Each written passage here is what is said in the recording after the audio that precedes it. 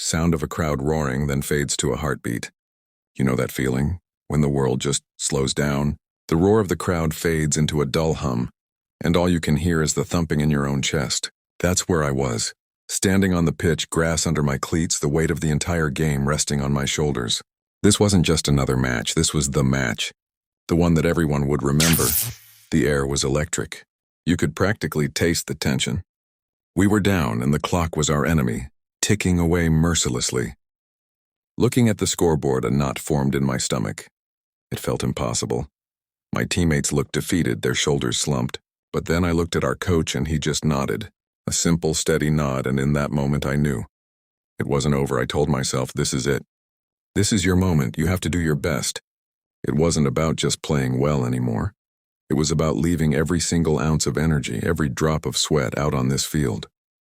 It was about pushing past the burn in my lungs and the ache in my legs. My best wasn't a suggestion, it was a promise. A promise to my team, to the fans, and most importantly, to myself. The first touch of the ball felt different. It was like an extension of me. I weaved past one defender, then another. The goal, which seemed miles away before, now felt like a magnet pulling me in. I took the shot. Goal. The net rippled. One. A flicker of hope ignited, but one wasn't enough. I had this number stuck in my head, a crazy, audacious number. 5. I needed to score 5 goals. It sounded insane, even to me. People don't just score 5 goals in the final minutes of a championship game. But the thought wouldn't leave me. It became my mantra, 5 goals, 5 goals. The second came from a chaotic scramble in the box. I just reacted. A pure instinctual volley that flew past the keeper's outstretched hands. 2, the crowd was stirring, coming back to life.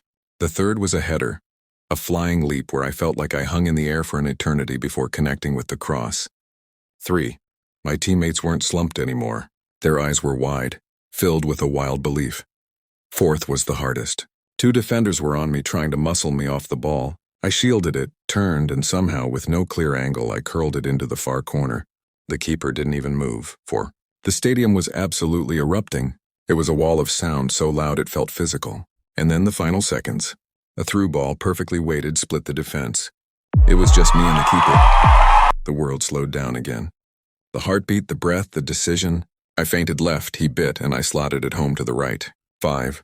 Sound of a massive final whistle blow and an explosion of cheers. We did it. We actually did it. The final whistle blew and I just collapsed.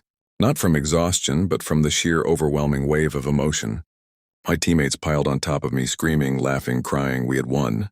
Against all odds, against the clock, against the scoreboard, and we had won. That day taught me something.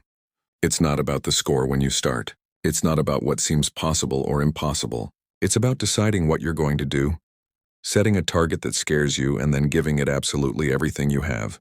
Because sometimes when you do your best, when you push beyond your limits, you can actually win. You can make the impossible possible.